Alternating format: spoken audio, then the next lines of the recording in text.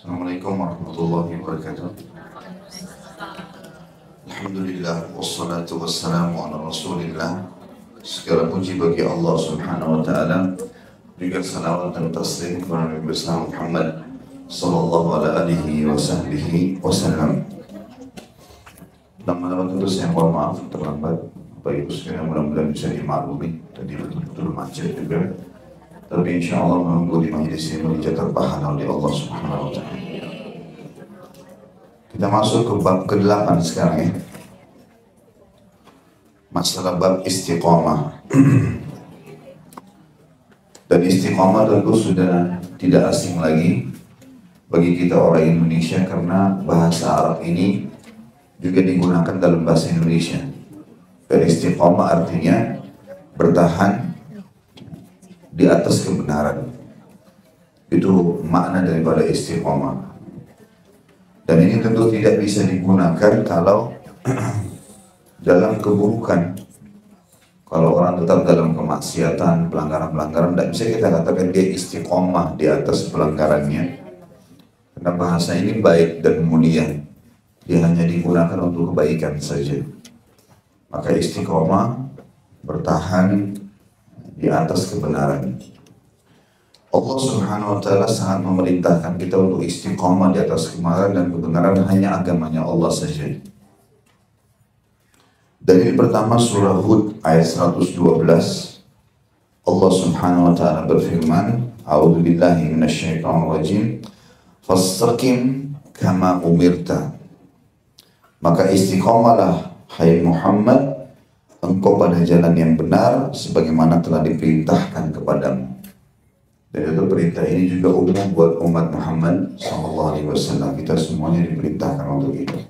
Komitmenlah.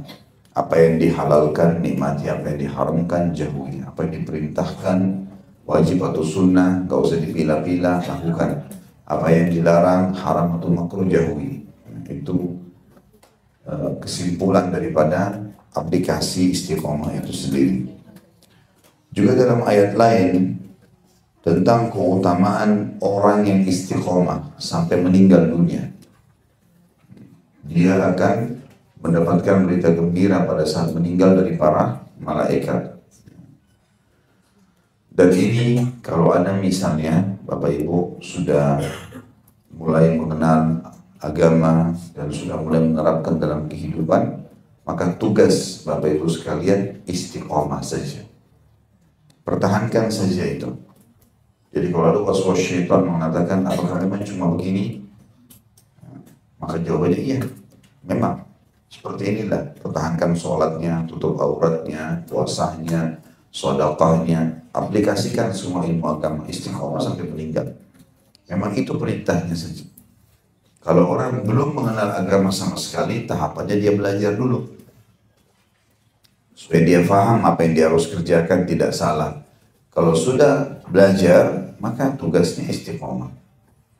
Seperti misalnya istiqomah hadir di majelis ilmu, ya. Istiqomah komitmennya menjalankan perintah-perintah, wajib atau sunnah, meninggalkan larangan, itu semua yang diperintahkan. Manfaatnya surah Fussilat ayat 30 sampai ayat 32 berbunyi, A'udzubillahi minasyaitonirrajim. Innal ladzina qalu rabbuna Allahu tsumma istaqamu tatanazzalu 'alaihimul malaikatu alla takhafu wa la tahzanu wa abshiru bil jannati allati kuntum tu'adun. Nahnu awliya'ukum fil hayatid dunya wa fil akhirah wa lakum fiha ma tashtahi anfusukum wa lakum fiha ma tad'un nuzulan min ghafurir rahim. Sesungguhnya orang-orang yang berkata Tuhan kami Allah, kemudian mereka istiqamah. Artinya ini yang dimaksud dengan Tuhan kami Allah, dia ikrarkan dengan lisannya kalimat itu. Misal dia kagum mengatakan subhanallah, ya, masya Allah, kemudian berjanji insya Allah, diberikan nikmat alhamdulillah, cobaan dia mengatakan innalillah. Dan ini semua adalah ikraran dengan lisan kalau Tuhanku Allah. Dia kaget Allahu Akbar, ya. Ini semua istiqamah atau kali pengikraran lisan kalimat Allah. Kemudian diyakini dengan hati kalau memang Allah itu ada. Lalu kemudian dia istiqomah. Dikatakan orang-orang yang mengatakan Tuhan kami Allah, kemudian istiqomah. Istiqomah artinya ya sudah yakin Allah Tuhannya, ya dia ikut peraturannya. Mana yang diperintahkan dikerjakan, mana yang dilarang jauhi. Komitmen. Dan ingat, dalam hijrah, dalam berubah, nggak boleh setengah-setengah. Harus sekaligus, totalitas. Jadi nggak usah pilah lagi. Biasanya ada orang tidak menikmati iman, justru karena itu. Dia milah-milah. Oh ini jilbab ini saya suka, baiklah saya pakai. Tapi masalah gosip-gosip, masalah ke kafe, masalah ini, masih nggak apa-apa deh. Enggak, jangan. Setengah-setengah. Nanti nggak dirasakan kenikmatan iman itu. Saya kan pernah kasih gambaran timbangannya, contoh timbangan. Kalau ini amal soleh, ini timbangan dosa. Kalau dia berimbang, tidak ada dirasakan kenikmatannya. Tidak nikmat amal solehnya, tidak nikmat juga dosanya. Karena dia masih berimbang. Jadi misalnya, sholat iya, tutup aurat iya, tapi ya makan haram masih suka bohong. Ya. Maka antara amal solehnya sama dosanya masih berimbang. Maka tidak akan pernah dirasakan. Makanya sholatnya hanya seperti gerakan saja. Jadi kalau ada di antara bapak ibu yang hadir, misal sholat, kenapa ya saya Ustaz kalau sholat dari takbir sampai salam tidak ada maknanya, cuma sekedar gerakan. Maka itu karena masih ada dosa yang bapak ibu buka. Coba ditutup keran pintu dosa itu. Ibu sendiri dan bapak muhasabah. Sehari-hari apa nih kira-kira yang biasa saya lakukan?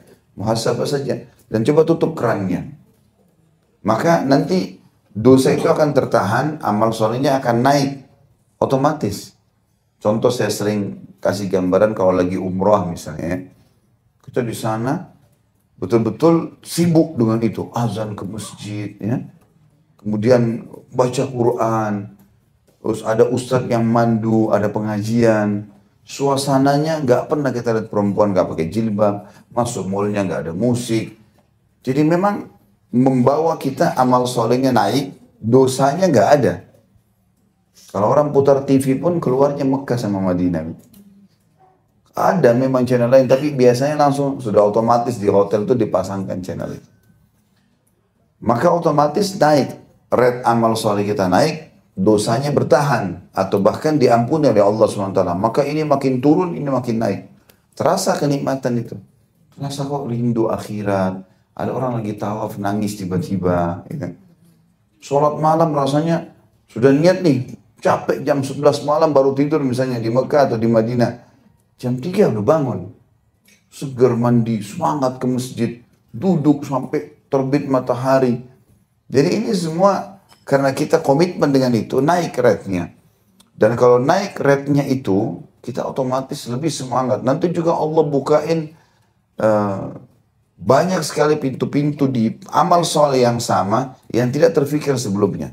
Misal, Bapak Ibu biasa berdoa, komitmen terus berdoa antara azan iqamah sepertiga malam, ada kesempatan hujan turun, waktu mustajab berdoa.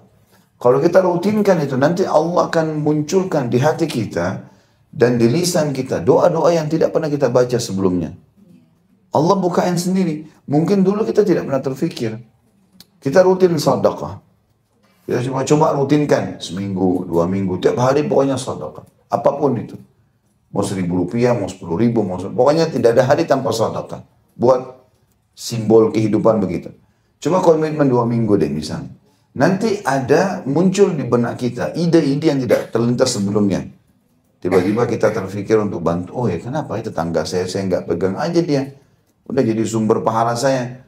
Kasih beras, kasih segala macam. Nanti kalau terus berjalan muncul ide baru, banyak ide baru. Kalau amal itu sudah dikomitmenkan. Jadi tahapan pertamanya itu memang harus kita paksakan ke situ. Beramal soleh kemudian tinggalkan dosa. Nanti rate-nya imannya naik. Setelah itu nanti muncul ide-ide yang lebih mengembangkan lagi kita dalam amal-amal soleh itu. Nah itu manfaat daripada istiqamah. Makanya Allah bilang, sesungguhnya orang-orang yang telah berkata Tuhan kami Allah, kemudian mereka istiqamah. Udah hijrah sekalian. Jadi orang baik sekalian, jangan setengah-setengah. Jadi juara-juara satu sekalian. Gitu. Jangan cuma sekedar lulus. Gitu, ya. Maka malaikat-malaikat akan turun kepada mereka dengan berkata, janganlah kalian merasa takut dan bersedih hati, serta bergembiralah kalian dengan memperoleh surga yang telah dijanjikan kepada kalian. Kata ulama tafsir, ini pada saat menghadapi kematian. Nanti pas menjelang mau dicabut ruhnya, maka malaikat akan turun, lalu menyampaikan kepada mereka, tidak usah takut, tidak usah khawatir, tenang aja. Kalian akan masuk surga. Seperti itulah. Sehingga orang-orang beriman yang seperti ini tidak takut menghadapi mati. Karena malaikat yang motivasi dia. Dan di situ pertama kali manusia melihat malaikat. Malaikat mengatakan langsung, ini janji Allah. Malaikat akan bilang, jangan kalian sedih, jangan takut, jangan bersedih hati. Serta bergembiralah kalian dengan memperoleh surga yang telah dijanjikan kepada kalian. Kamilah pelindung-pelindung kalian dalam kehidupan dunia dan akhirat. Di dalamnya atau surga nanti kalian memperoleh apa yang kalian inginkan dan memperoleh apa yang kalian minta sebagai penghormatan bagi kalian dari Allah yang Maha Pengampun lagi Maha Penyayang. Jadi manfaatnya istiqomah itu bagus sekali. Orang-orang juga kalau tahu masa lalu kita, misal pun kemudian kita sudah istiqomah, dia juga mau bicara susah. Yaitu masa lalu saya. Ada ceramah saya di YouTube itu, judulnya Iya, Inilah Aku Sekarang. Coba nonton, ya. Mungkin 2 jam waktu itu tabligh akbar di Makassar. Jadi bisa dicicil, kalau bisa didengar semua selama perjalanan juga bagus. Di-download, dimasukkan di flash disk, dipasang di mobil. Ya. Itu memang khusus saya sampaikan ceramah itu untuk orang-orang yang dulunya tidak baik, sekarang jadi baik. Jawabnya iya, ini aku sekarang. Tidak usah khawatir. Kalau mau bilang apapun, kamu dulu begini. Dulu iya, sekarang sudah enggak. Memang saya sudah berubah dan saya sudah tahu. Jadi enggak ada aib. Ada orang justru karena dia tahu masa lalunya buruk, dia enggak mau lagi bertobat. Udah sekalian dia orang kenal begitu ya biar saja. Enggak, jangan. Enggak boleh. Harus kita berubah dan Allah Maha Pengampun. Kemudian yang terakhir dalam ayat Al-Quran di bab kita ini ada 3 ayat diangkat oleh Imam Nawawi rahimahullah. Adalah surah Al-Ahqaf ayat 13 sampai ayat 14. A'udzu billahi minasyaitonir rajim. Innal ladzina qalu rabbuna Allah tsumma istaqamu fala khaufun 'alaihim wa lahum yahzanun. Ulaika ashabul jannati khalidina fiha jazaa'an bima kanu ya'malun. Sesungguhnya orang-orang yang berkata Tuhan kami adalah Allah, kemudian mereka tetap istiqamah sampai mati, tetap di atas kebenaran itu. Maka tidak ada rasa khawatir pada mereka dan mereka tidak pula bersedih hati. Khusus ayat ini Al-Ahqaf kata sebagian ulama ini masuk juga dalam fasilitas dunia. Kalau kita sudah istiqamah, syaitan sering buat kita was-was. Nanti kamu makan dari mana? Kalau nggak ambil uang haram, kalau nggak begini, kalau nggak begitu, ya. Kalau kau nggak berzina nanti kau akan bisa sama orang itu. Nanti bagaimana? Jadi ditakut-takuti. Itu syaitan selalu itu was-was. Makanya Allah mengatakan alladzi yuwaswisu fi sudurin nas. Hilangkan yang membuat was-was, bisikan-bisikan lembut yang membuat kita jadi lalai nanti. Sedih berlebihan, putus asa, itu semua dari was-was syaitan. Enggak boleh. Kita enggak boleh sama sekali itu. Nah, orang kalau sudah istiqamah, bisikan-bisikan syaitan seperti nanti kamu makan dari mana, nanti begini, nanti begitu. Kalau berhenti dari ini, tempat kerja ini kan haram. Tapi kalau berhenti mau makan apa nih? Nanti kalau pakai jilbab, nanti cantiknya hilang nih. Atau apalah bisikan syaitan. Enggak. Jadi Allah bilang, jangan takut dan jangan sedih. Artinya tidak itu semua was-was. Enggak mungkin. Orang istiqomah namanya pasti jadi baik. Rezekinya akan dibukakan. Enggak ada orang istiqomah kemudian susah hidupnya, itu enggak ada. Kalaupun dia transisi pindah dari masa kehidupan jahiliyah kepada masa kehidupan istiqomah ini, masa transisi mungkin ada beberapa waktu. Adaptasi segala macam. Tapi setelah itu Allah akan bukakan jalan-jalannya. Itu janji Allah, nggak mungkin salah. Sesungguhnya orang-orang yang berkata Tuhan kami adalah Allah, kemudian mereka tetap istiqamah. Setelah itu ya, setelah mereka bertaubat, mereka berubah, maka tidak ada rasa khawatir pada mereka dan mereka tidak pula bersedih hati. Mereka itulah para penghuni surga kekal di dalamnya sebagai balasan atas apa yang telah mereka kerjakan. Subhanallah, orang yang coba istiqamah di jalan Allah, kata ulama, yang paling Allah kentalkan dalam hatinya rindu dengan surga. Jadi akhirnya dunia ini jadi kecil buat dia. Sakit, udahlah sebentar juga dunia. Apalah ditipu orang nagih, udah. Cobaan datang, sudah. Seberat apapun jadi mudah bagi dia. Ada nikmat, alhamdulillah, mudah-mudahan nikmat ini tidak hilang. Itu orang-orang istiqamah. Jadi dia lalui dunia jadi mudah buat dia. Baik, itu semua adalah ayat-ayat Al-Quran yang menceritakan tentang atau menggambarkan tentang masalah istiqamah. Sekarang kita masuk penjelasan Nabi SAW. Hadis pertama dalam bab istiqamah, hadis nomor 86. Hadis ini sahih riwayatkan Imam Muslim dari Abu Amr. Ada yang mengatakan Abu Amrah Sufyan bin Abdullah radhiyallahu anhu. Beliau berkata, "Qultu ya Rasulullah, qul li fil Islami qawlan la as'alu anhu ahadan ghairak." Qala, "Qul amantu billah thumma istaqim."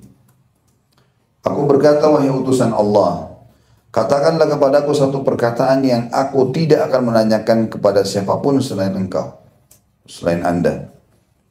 Beliau menjawab, ucapkanlah aku beriman kepada Allah, kemudian istiqamalah. Jadi makna hadis ini adalah, aku ingin bertanya ya Rasulullah, buat jawaban anda ini membuat aku faham, aku nggak butuh lagi tanya sama orang lain. Makna lain, orang Arab kalau bertanya seperti ini, seperti dia datang tanya sebuah alamat, lalu dia mengatakan, tunjukkan saya alamat supaya saya nggak tanya orang lain lagi. Artinya cukup jadi pepanduan buat saya, nggak usah lagi. Maka ini menandakan, atau makna lainnya adalah, aku ingin bahagia, maka tunjukkan aku caranya supaya aku tidak usah konsultasi sama orang lain. Gitu. Jadi seakan-akan sahabat ini mengatakan, aku ingin bahagia Rasulullah. Pandu aku ke satu panduan kalimat, ringkas, padat, mudah difahami, aku juga mudah mengamalkan. Makanya Nabi jawabnya juga ringkas. Ucapkan Tuhanku Allah, aku beriman kepada Allah, nggak ada Tuhan selain Allah. Yang ciptakan langit, bumi, udara, air, batu, nggak ada. La ilaha illallah. Semua itu makhluk seperti kita. Hanya Allah pencipta satu-satunya. Tidak ada sekutu bersamanya. La syarikalah. Kemudian istiqamalah. Yang dia perintahkan, kerjakan. Yang dia larang, jauhi. Udah itu kebahagiaan. Sudah selesai. Gitu. Dan ini yang benar. Dari awal saya singgung terus masalah itu. Yang paling penting sekali lagi, mau jadi orang baik, jangan setengah-setengah. Sekalian. Jangan dicicil. Jangan ke pengajian pakai jilbab di luar, tidak. Jangan puasa Ramadan tutup aurat di luar Ramadan, enggak. Enggak, sekalian istiqomah. Kenapa enggak gitu? Apa masalahnya? Jangan di Ramadan sholat, rame-rame, sedekah. Idul Fitri lewat, begitu keluar, alhamdulillah. Bukan alhamdulillah karena siap beramal. Alhamdulillah tidak puasa. Alhamdulillah tidak lagi terawih. Alhamdulillah sudah boleh begini dan begini. Jadi masalah. Enggak boleh kan gitu. Dan setiap kali ada bisikan syaitan yang membuat kita khawatir untuk melakukan perintah agama, tanya, kalau saya lakukan kenapa? Kalau saya sholat, kalau saya tutup aurat, kalau saya sedekah, ada masalah apa? Enggak ada sesuatu yang kurang kok dari kita. Was-was semua ini dari syaitan, hanya urusan dunia. Nanti orang nilai apa, nanti begini, nanti begitu. Was-was. Enggak ada pengaruhnya sama kita. Enggak ada pengaruhnya sama sekali. Ya. Maka ini kalimat ringkas dari Nabi SAW termasuk jawami al-kalim namanya. Mujizat Allah SWT untuk Nabi Muhammad SAW adalah jawami al-kalim. Jawami al-kalim maksudnya kalimat ringkas tapi padat maknanya. Ini salah satu mujizat. Baik, selanjutnya hadis 87 dari Abu Hurairah radhiyallahu anhu, beliau berkata bahwa Rasulullah SAW bersabda, qaribu wasaddidu wa'lamu annahu lan yanjuwa ahadun minkum bi'amali. Qalu wala anta ya Rasulullah? Qala wala ana illa an yataghammadani Allahu bi rahmatin minhu wa fadl. Bersikaplah seimbang dan beristiqamalah. Artinya berikan haknya dunia, berikan haknya akhirat. Kita juga di dunia butuh pakaian yang bagus, kita butuh makanan yang lezat, kita butuh tempat tinggal yang nyaman, kita butuh pasangan yang baik, wajar. Kita butuh pendidikan yang tinggi, kita butuh pendapatan.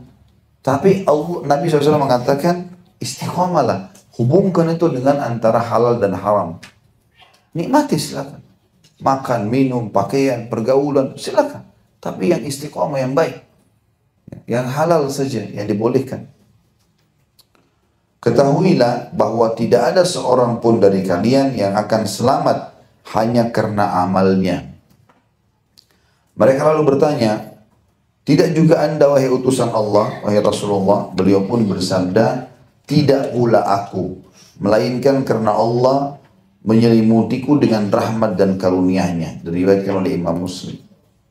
Artinya, makna potongan terakhir hadis ini, jangan kalian pernah berbangga-bangga dengan amal. Ya, kalaupun berbuat-buat tanpa ada kalimat mengatakan, oh saya sudah sholat malam. Dalam hadis lain kata Nabi SAW, jangan kalian mengatakan dulu saya pernah sholat malam. Itu dulu. Sekarang, dulu saya waktu gadis itu baik sama teman-teman saya. Sering ikut pengajian. Dulu sudah dicatat. Tanggalnya, harinya, tempatnya ada. Sekarang, besok, lusa. Ya. Kita ini punya hari lalu adalah sudah berlalu. Kalau baik bersyukur, kalau salah beristighfar. Hari ini milik kita. Hari ini sekarang. Bapak Ibu lagi sama saya hidup ini. Hari ini, ya hari Rabu ini adalah hari kita. Karena besok kita nggak tahu. Besok adalah hari yang majhul, tidak jelas. Kita hidup atau enggak. Maka maksimalkanlah ibadahmu pada hari ini. Jangan tunda-tunda. Ya. Sampai nasihat Abdullah bin Umar jelas. Kalau kalian tiba di pagi hari, jangan tunggu sore. Kalau tiba sore, jangan tunggu pagi. Gak ada jaminan. Berapa banyak orang sehat meninggal tiba-tiba. Gitu kan. Jangan selalu percaya diri. Kesannya tidak akan mati, tidak akan ini. Gampang ada dokter pribadi, ada ini. Itu bukan jaminan. Resep dokter semoga lekas sembuh. Gak ada jaminan. Minum ini kau sembuh sekarang. Gak ada. Ada dokter begitu? Gak ada. Gak ada. Saya mau sembuh sekarang dok. Oh nggak bisa. Ikut dosis. Ini dosisnya nih. Ya, harus minum 3 hari, 1 minggu. Gitu. Itu pun cek lagi. Ya. Gak bisa. Kita nggak bisa jaminan. Di sini tentu hadis yang ketiga ini adalah hadis atau hadis yang kedua ini. Yang ketiga ya. Hadis yang kedua. Ya, dari setelah menjelaskan 2 atau 3 ayat tadi adalah penutupan dalam bab istiqamah. Di sini dikatakan oleh Imam Nawawi yang dimaksud dengan al-muqarabah dalam hadis adalah keseimbangan, tidak melebihi batas dan tidak kurang dari batas. Dan makna as-sidad adalah istiqamah dengan benar. Yataghammadani artinya menyelimuti dan melingkupiku. Ya. Para ulama menjelaskan bahwa istiqamah itu adalah sikap konsisten dalam mentaati Allah Ta'ala. Ini adalah istilah singkat namun padat, berisi dan merupakan aturan dalam segala sesuatu. Hanya kepada Allah kita memohon bimbingan. Ya. Jadi Nabi SAW sendiri mengatakan, amal-amal saya pun tidak ada. Kalian dan saya tidak ada yang masuk surga dengan amalnya. Jadi jangan pernah bangga. Dulu saya sudah pernah haji sekali. Saya sudah pernah haji 2 kali. Saya dulu pernah sholat 10 tahun. Sekarang libur 10 tahun. Kan dulu pernah buat. Nah, tidak bisa. Tidak cukup itu. Untuk masukkan ke surga, tidak cukup. Iya kalau diterima, kalau enggak. Belum riaknya, belum mungkin kurang wudhunya, belum ini, belum itu, banyak. Baik, selanjutnya insya Allah ini kalau masalah istiqomah tinggal tulis kertas. Ya, tentang masalah bab istiqomah, tulis di situ istiqomah, pertanyaannya di bawah. Kita masuk ke bab yang ke-9. Ini masalah bab memikirkan kebesaran makhluk Allah Ta'ala, fananya dunia, kengerian akhirat, dan perkara-perkara yang berkaitan dengannya, memangkas angan-angan diri, membersihkannya dan membawanya untuk beristiqomah. Jadi kurang lebih sebenarnya closingnya adalah istiqomah juga. Tapi seperti, kenapa kita harus istiqomah? Karena, satu, dia jelaskan sama dia. Ya. Fananya dunia, kengerian akhirat kalau kita tidak selamat di sana, ya. Karena nggak bisa diperbaiki. Di akhirat cuma ada surga, neraka, nggak ada tempat ketiga. Dan tidak bisa negosiasi di sana. Saya mau di surga saja ya Allah, nggak bisa. Ya. Sudah apa yang kita lakukan di dunia itu yang kita bawa ke sana. Maka hati-hati, ya.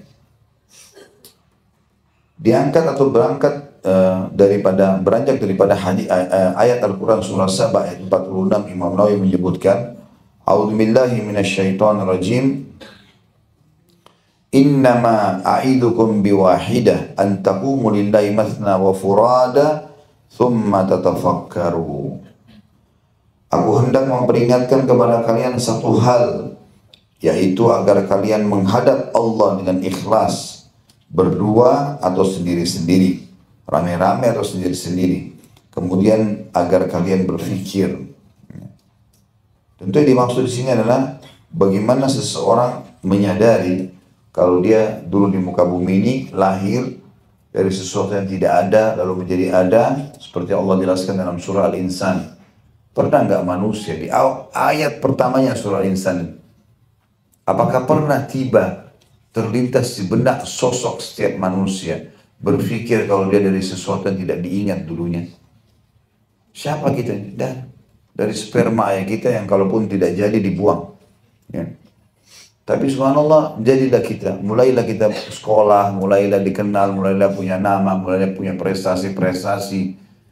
Maka kemudian kita juga akan hilang sama, kembali kepada masa dulu kita tidak dikenal. Paling jauh orang cuma, kalau kebaikan orang masih kenal, ya. Umumnya ya, kalau keburukan-keburukan ataupun kegagalan-kegagalan biasanya orang sudah lupakan. Kemudian ayat yang lain dalam surah Al-Imran ayat 190 sampai 191. Ini dijelaskan di dua ayat ini. Firman Allah Subhanahu wa taala, a'udzubillahi minasyaitonir rajim. Inna fi khalqis samawati wal ardi wa ikhtilafil laili wan nahari laayatin liulil albab alladzina yadhkuruna Allaha qiyaman wa qu'udan wa 'ala junubihim وَيَتَفَكَّرُونَ فِي خَلْقِ السَّمَاوَاتِ وَالْأَرْضِ رَبَّنَا مَا خَلَقْتَ هَذَا بَاطِلًا سُبْحَانَكَ فَقِنَا عَذَابَ النَّارِ. Sesungguhnya dalam penciptaan langit dan bumi dan silih bergantinya malam dan siang terdapat tanda-tanda kebesaran Allah bagi orang-orang yang berakal. Siapa yang menandakan siang dan malam? Lampu ini nggak mungkin nyala kalau tidak ada yang nyalain. Kita kadang-kadang kaget, begitu mati lampu kaget. Oh, kok mati lampu? Siapa yang matiin? Apa sebabnya? Cari tahu. Kita nggak pernah berpikir waktu malam datang. Kok bisa malam? Kok bisa gelap? Mana siangnya itu? Kita cuma bahasakan matahari terbenam, matahari terbit. Begitu saja. Sederhana itu kan kira-kira. Nah, sekarang kalau ada mati lampu kita bisa menjabarkan 1000 masalah. Mungkin karena ini, mungkin karena ini, mungkin karena ini. Kenapa kok seluruh alam ini gelap? Kita nggak berpikir. Padahal sesuatu yang besar depan mata. Allah mengatakan, sesungguhnya pada penciptaan langit yang luas di atas kepala kita, kita kagum dengan atap seperti ini dibuat misalnya. Ini di atas kepala kita dekat, kita nggak kagum melihat langit yang begitu luas. Dengan luar biasa bintang-bintangnya, awannya, warna-warni biru. Kadang-kadang berwarna putih kalau ada awannya, mendung gelap, turun air hujan dari langit. Masa tanda-tanda sebesar itu kita nggak lihat? Ini Allah tegur dan Allah ingatkan. Sesungguhnya pada penciptaan langit dan bumi dan silih bergantinya malam dan siang terdapat tanda-tanda kebesaran Allah bagi orang-orang yang berakal. Mau gunakan akalnya berfikir. Yaitu orang-orang yang selalu mengingat Allah sambil berdiri, duduk, ataupun dalam keadaan berbaring. Dan mereka memikirkan tentang penciptaan langit dan bumi. Seraya mereka berkata, wahai Tuhan kami, tidaklah Engkau menciptakan semua ini sia-sia, Maha suci Engkau, maka lindungilah kami dari siksa api neraka. Jadi ini orang-orang yang sudah istiqamah, Allah munculkan perasaan ini nanti. Jadi dia berdiri pun, jalan pun, duduk pun, baring pun, semuanya diikuti dengan rasa dekat dengan Allah dan juga takut akan siksaannya kalau melanggar. Orang mukmin itu dikatakan dalam sebuah hadis yang lain, kalau dia buat dosa kecil, maka dia rasa seperti gunung yang besar di punggungnya. Orang munafik kalau buat dosa besar, dia hanya anggap seperti lalat yang hinggap di hidungnya lalu dia usir seperti ini. Kemudian dalam ayat yang ketiga Al-Ghashiyah ayat 17 sampai ayat 21 Allah Subhanahu wa taala berfirman, A'udzu billahi minasyaitonir rajim. Afala yanzuruna ilal ibili kaifa khuliqat wa ilal samai kaifa rufi'at wa ilal jibali kaifa nusibat wa ilal ardi kaifa sutihat fadzakkir innama anta mudzakkir. Tidakkah mereka memperhatikan unta bagaimana diciptakan? Kenapa Allah sebutkan unta di sini? Karena unta punya keajaiban. Hewan-hewan lain ada, tapi unta berbeda. Banyak ada, kalau tidak salah ada 9 atau 11 hal ada pada unta, nggak ada pada hewan lain. Dan memang wajar untuk dijadikan sebagai pelajaran gitu. Di antaranya itu kalau dari sisi fisik, unta memiliki dua buah kelopak mata. Jadi kelopak mata yang kulit dan kelopak mata yang transparan. Ini pernah saya sebutin dulu ya. Sudah pernah belum? Hah? Benar. Semuanya belum. Begitu buka bukunya baru tahu, oh ternyata sudah. Sudah langganan. Baiklah. Punya dua kelopak mata. Jadi tidak ada hewan lain punya dua kelopak mata termasuk manusia. Kelopak mata yang pertama kulit, yang kedua transparan di bagian dalam. Jadi kalau lagi ada angin kencang, debu di padang pasir, itu unta sedang turunin kelopak mata transparannya. Jadi kayak pakai kacamata, sehingga matanya nggak rusak. Itu kalau dari dekat, lihat untanya baru kelihatan. Dan kalau ada angin saja dia turunin kelopak mata itu. Sehingga dia kalau jalan di padang pasir lagi angin, dia tetap jalan, bisa ngelihat. Allah yang hebat. Bukan untanya yang hebat. Baik. Kemudian unta juga kalau dilihat ya sisi postur tubuhnya, unta kan badannya besar, kakinya besar atau kecil? Bagaimana bisa jalan tuh? Kalau gajah badan besar kaki besar, masih berimbang. Bagaimana unta bisa jalan? Kakinya kecil loh. Kecil kakinya unta, tapi dia bisa menopang badannya yang sebesar itu. Sebagian ilmuwan mengadakan penelitian ternyata memang ini yang paling cocok, kaki yang kecil seperti itu dipakai untuk di padang pasir, jarak jauh. Ya, karena di pasir itu beda dengan tanah. Kalau pasir yang kering kayak padang pasir itu, kalau kita makin berat bobotnya, kita makin berat menginjaknya, makin berat melangkah. Tapi kalau ringan, orang seperti berlari di padang pasir itu lebih mudah daripada orang jalan biasa. Karena berat. Allah SWT siapkan memang perjalanan jauh. Gitu kan. Yang ketiga, unta itu punya kantong air di perutnya. Yang bisa menampung kurang lebih sekitar 10 liter air. Jadi seperti air galon kita lah, 10 liter. Itu bisa ditampung oleh unta. Baik zaman dulu termasuk zaman Nabi SAW, mereka suka perjalanan membawa unta karena kalau mereka kehabisan bekal, untanya disembelih, dagingnya dimakan, kantong air itu dipakai minum. Jadi unta itu kalau minum, dia tidak mengangkat kepalanya, jadi dia terus menyedot saja air itu sampai kalau sudah minum sekitar 130 liter. Begitu penelitiannya. Nah di antaranya ada 10 liter atau lebih sedikit ya, itu yang tersimpan. Jadi unta itu kalau dia jalan jauh, dalam penelitiannya begitu, dia bisa 3 hari tidak minum. Jadi kalau dia haus, ada sistem tersendiri, dia kayak narik dari kantong itu terus membasahi tenggorokannya. Lalu kemudian masuk ke tempat lain dari tubuhnya. Nah, itu ada penelitiannya itu sendiri.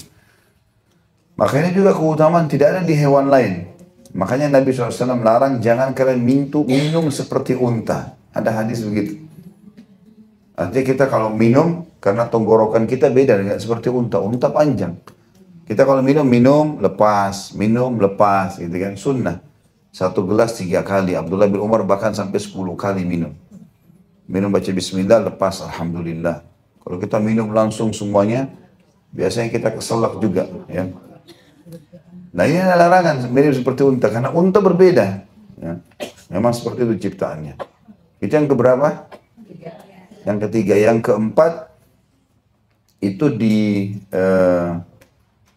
telapak kaki unta sendiri. Kalau maaf di mulutnya unta, bibirnya unta itu terbelah dua. Kalau dilihat dari dekat terbelah dua. Jadi di bagian tengah ini terbelah. Dan ini dikhususkan memang kalau para ilmuwan mengatakan ya, mulut seperti ini memang untuk memakan pohon-pohon berduri, pohon-pohon kering di padang pasir. Karena kalau bibir seperti kita bersambung, itu bisa luka semuanya. Jadi unta itu kalau makan unik dia. Dia makan memang mengunyah ke kanan, mengunyah ke kiri. Sehingga mulutnya bibirnya itu bergerak kanan dan kiri. Dan itu keunikan sendiri. Nggak ada pada hewan lain. Ya. Dan ini memang untuk memakan hewan-hewan seperti itu. Ya. Kemudian unta itu tidak pernah memakan kotoran. Tidak pernah makan kotoran, tidak pernah mengambil yang kotor-kotor, basah aja sedikit itu seringkali ditinggalkan oleh unta. Makanya kencingnya unta itu tidak najis. Ya. Bahkan ada keterangan banyak artikel yang menjelaskan masalah tentang hadis Nabi SAW bolehnya mengkonsumsi susu dan kencing unta. Ya. Khusus unta, hewan lain nggak boleh. Hewan lain nggak boleh. Ya. Dan itu tentu kalau jemaah atau bapak ibu lagi pergi umrah, kalau bisa travelnya mampir ke daerah Hudaybiyah, mampir. Cuma kadang-kadang karena sekarang begitu disebarin informasi ini, bus-bus kita banyak sekali orang Indonesia. Dan kita ngumpul semua di situ, di tempat-tempat itu. Akhirnya oleh polisi di sana dilarang. Tapi kalau pas lagi tidak ramai, biasanya boleh kita lewat Hudaybiyah. Sekitar 80 km lah dari kota Mekah. Biasanya mampir untuk, di situ di pinggir-pinggir jalan banyak orang pengembala unta. Dia jual susunya sama kencingnya itu. Jadi tidak usah dibayangkan kayak kencing kita, pasti kita tidak. Karena berbeda gitu ya.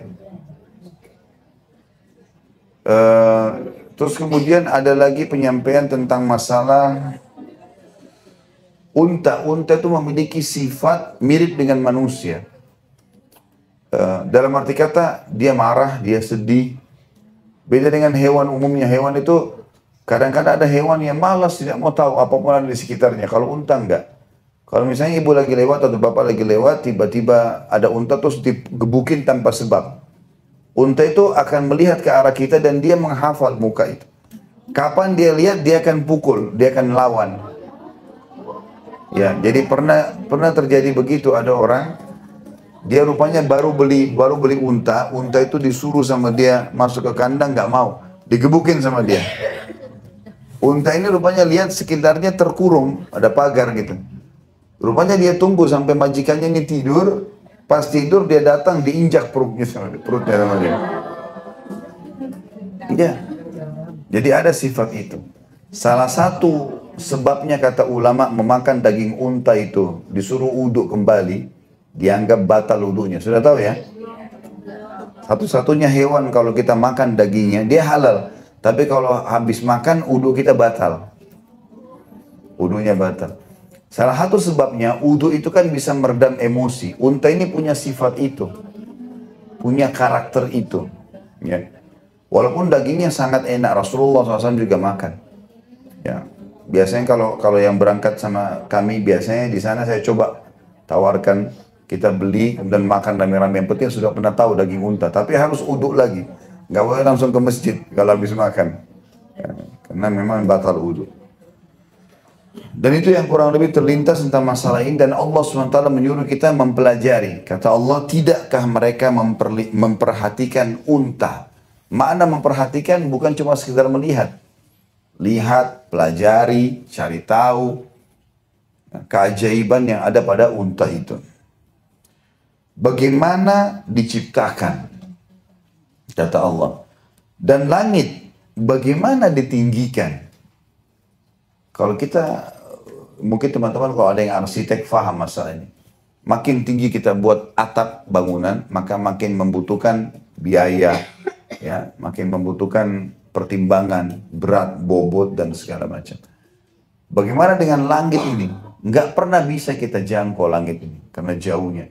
Naik pesawat pun sudah sekian ribu kaki dari permukaan laut. Nggak pernah bisa sampai ke atas langit, mustahil.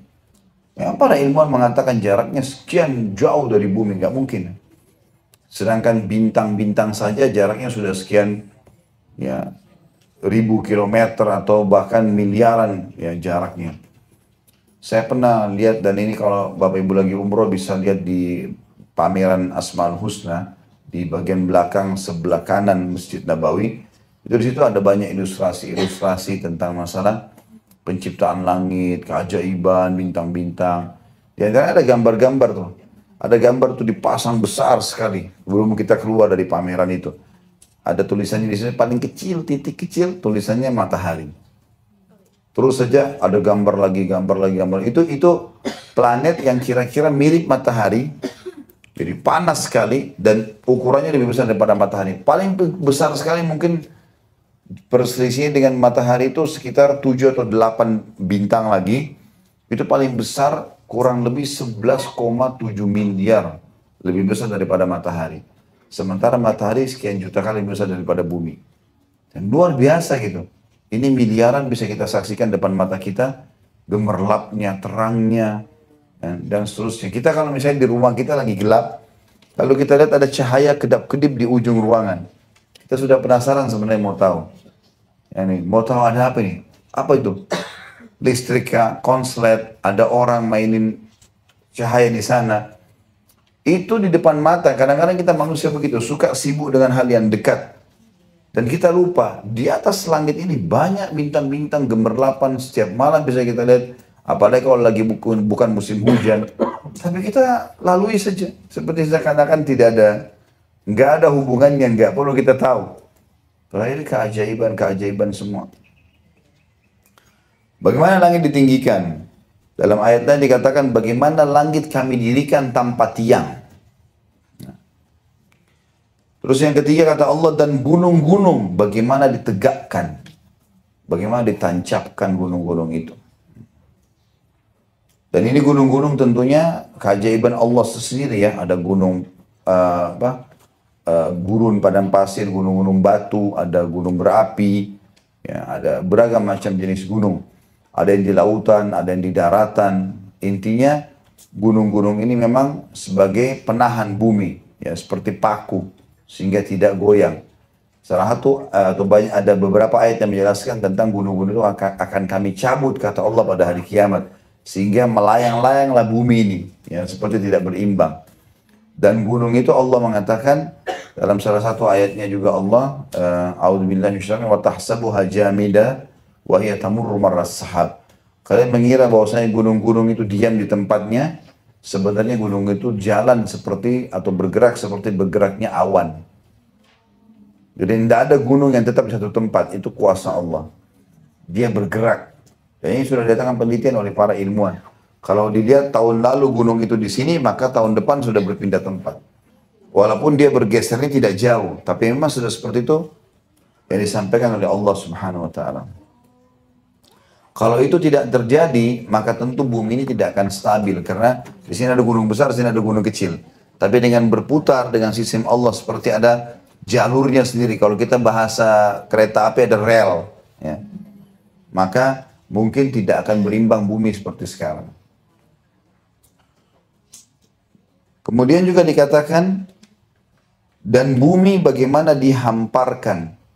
Makna hamparkan adalah bisa dijalani atasnya, bisa dibanguni, bisa dicocok tanam, bisa diambil hasilnya, ya.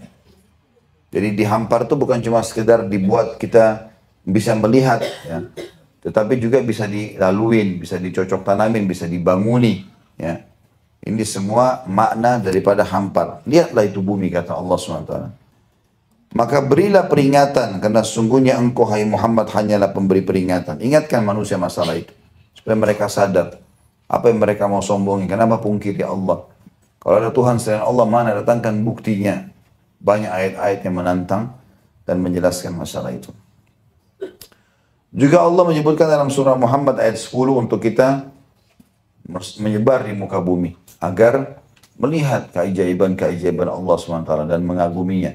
Jadi bukan cuma sekedar kagum dengan oh ini istana kaisar ini di Jepang, oh ini itu cuman kecil, tapi bagaimana Allah SWT buat di sana oh ada sekian musim, kemudian ada tumbuh-tumbuhan yang ini. Manusia cuma tahu menanam tapi tidak tahu bukan dia penyebab daripada adanya bunga-bunga itu, pohon-pohon itu, atau apalah kira-kira yang ada di setiap negara yang merupakan ciri khasnya. Allah mengatakan dalam surah Muhammad ayat 10, A'udzu billahi minasyaitonir rajim, afalam yasiru fil ardi fayanzuru. Ya. Maka apakah mereka tidak pernah mengadakan perjalanan di muka bumi sehingga mereka dapat memperhatikannya? Kalau sebagian ulama tafsir ini maknanya dianjurkan agar setiap manusia safar melihat. Ya. Lanjutan ayat ada juga ayat lain yang berbunyi fayanzuru kaifa kana akibatul mujrimin. Maka mereka melihat bagaimana akibatnya orang-orang yang mujrim, orang-orang jahat, seperti melihat peninggalan Fir'aun, kaum Samud di Madian Saleh, kemudian kaum Ad, ya, dan beberapa tempat-tempat yang memang situs-situsnya sudah ditemukan sekarang. Dan ada atlas yang sudah banyak diterjemahkan dalam bahasa Indonesia juga. Bisa dibeli oleh Bapak Ibu, tentunya berwarna, bagus. Saya lihat di pameran-pameran buku cukup banyak. Nah, itu kita bisa miliki, kita bisa lihat bagaimana kejadian-kejadian dan ciptaan-ciptaan Allah yang besar ini. Supaya membuat kita sadar kalau kita makhluk dan kita bisa istiqamah dan patuh kepadanya. Kemudian hadis yang berhubungan dengan bab ini adalah hadis ini hadis sahih, ya. Dan hadis ini sudah disebutkan di nomor 67. Coba kita kembali ke hadis nomor 67 dulu ya. Sudah lihat hadis 67, saya bacakan kembali dari Abu Ya'la Shaddad bin Aus radhiyallahu anhu. Dari Nabi SAW beliau bersabda, Al-qayyisu man dana nafsahu wa amina lima ba'dal maut, wal ajizu man atba'a nafsahu hawaha wa tamanna Allahil amani. Orang yang cerdas, yang cerdik, yang pintar adalah orang yang menghisap dirinya dan beramal untuk bekal setelah mati. Sedangkan orang yang lemah adalah orang yang mengikutkan jiwanya kepada nafsunya dan banyak berangan-angan kepada Allah. Artinya di sini yang perlu digarisbawahi adalah potongan kalimat pertama, al-qayyisu man dana nafsahu. Orang yang cerdas adalah orang yang dia bagaimana caranya menghisap dirinya dan beramal. Jadi tidak terus-menerus lalai dengan urusan dunianya gitu. Sampai sini ada yang bertanya?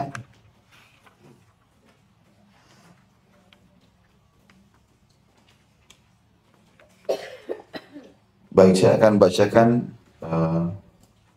satu bab lagi, insya Allah. Silakan dikumpulkan nanti pertanyaannya. Bab yang ke-10 masalah bab bergegas melakukan kebaikan dan mendorong orang lain yang hendak berbuat baik untuk melakukannya dengan kesungguhan tanpa keraguan. Beranjak daripada firman Allah surah Al-Baqarah ayat 148, Allah SWT berfirman, A'udzu billahi minasyaitonir rajim, fastabiqul khairat. Berlomba-lombalah kalian dalam kebaikan. Kalau ada orang berbuat baik, kita boleh mengejar berbuat baik lagi, tapi ingat jangan diikuti dengan riya. Kita hanya tahu oh orang ini bersedekah di satu tempat, kita juga ingin lakukan hal yang sama. Tapi niatnya untuk berlomba-lomba pada kebaikan, bukan untuk dipuji, bukan hanya untuk mau menyaingi dia, ya, sehingga akhirnya orang itu nyumbang 100 juta dia jadi 200 juta, untuk pujian orang. Ya. Kemudian dalam surah Al-Imran ayat 133 juga Allah SWT berfirman, A'udzubillahi minasyaitonirrajim, wasari'u ila magfirati min rabbikum wa jannatin arduha as-samawati wal ardu iddat lil muttaqin. Bersegeralah, berlomba-lombalah kalian. Untuk apa? Mencari ampunan Tuhan kalian. Bertobat kalau pernah buat dosa. Dan mendapatkan surga yang luasnya seluas langit dan bumi yang disediakan bagi orang-orang yang bertakwa. Jadi dua ayat ini menjelaskan kepada kita tentang perintah Allah Subhanahu wa taala untuk tidak menunda-nunda amal saleh. Sudah cukup. Yang lalu-lalu kurang itu lalu, sekarang ke depan. Tidak ada kata terlambat. Ya.